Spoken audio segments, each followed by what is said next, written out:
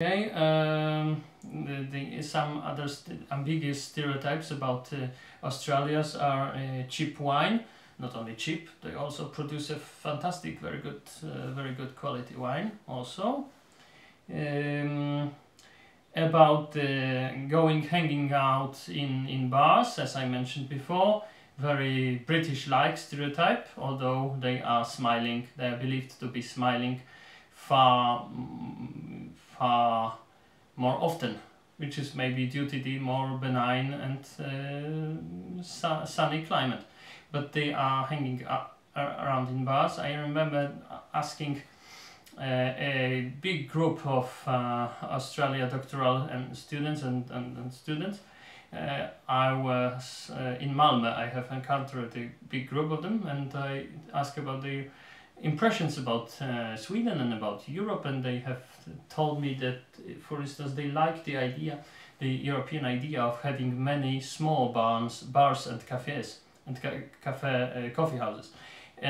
Whereas in Australia, for instance, in Melbourne, they were mostly from Melbourne. They were saying that they have like two gigantic bars with they were taking very much place, and you don't really have much choice. Don't really have much choice where to go for a drink when the day is coming to an end. Okay, so I asked my students the question what they think if Australia, in their opinion, because some of them had some encounters with Australian people, but even just saying from books, from stereotypes, from films, if they have an impression that Australia is more close to Western Europe or to United States, where to some extent it's because of the size and because of the distances, because of this flyover culture and so on, they are more closely to United States, but this is like United States without the interior, because nobody is living in the interior. So it's like, you have a desert when you would have a Colorado and 2 million men in the middle of America. So in the Australian equivalent of that place, you have just desert. So it's like only this. It's not like the entire United States, but it's like this flyover culture of the liberal, lefty liberal or liberal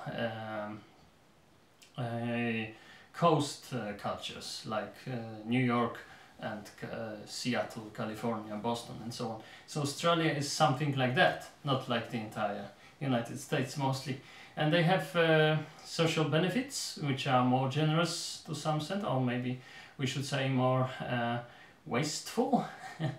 It depends if you are economically liberal or social democratic more, and so they are more wasteful, generous than in the United States, but less in Sweden, for instance. And I remember that those Australians I have encountered in Malmö, they were saying that they envied the Swedes, their welfare state, the extent of the welfare state. They are also believed, the Australians, to be spontaneous. That's some very not Swedish thing to be. By the way, they are believed to have very strict gun regulation, and they have, but only since 1990s. And usually it's explained because they started as the colony inhabited by very dangerous men who had a criminal record before, and they had to be guarded and they had to be controlled and so on. But also the culture started by the guardians and by the policemen, by the soldiers, so they had many guns to protect themselves. So this phenomenon of having a very strict gun regulation is a new thing, not an old thing. So we can say that Australians until 1990s was more resembling the United States in this case, and then more resembling the Western Europe, which is very cautious when it comes to the access of the ordinary citizens to the guns.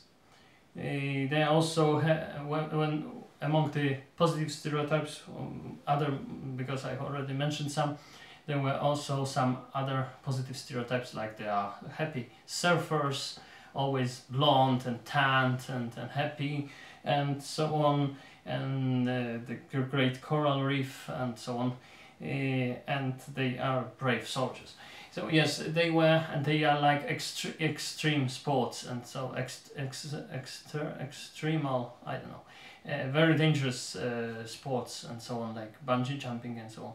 Maybe they have invented it. I don't remember if they've invented bungee jumping, and I didn't check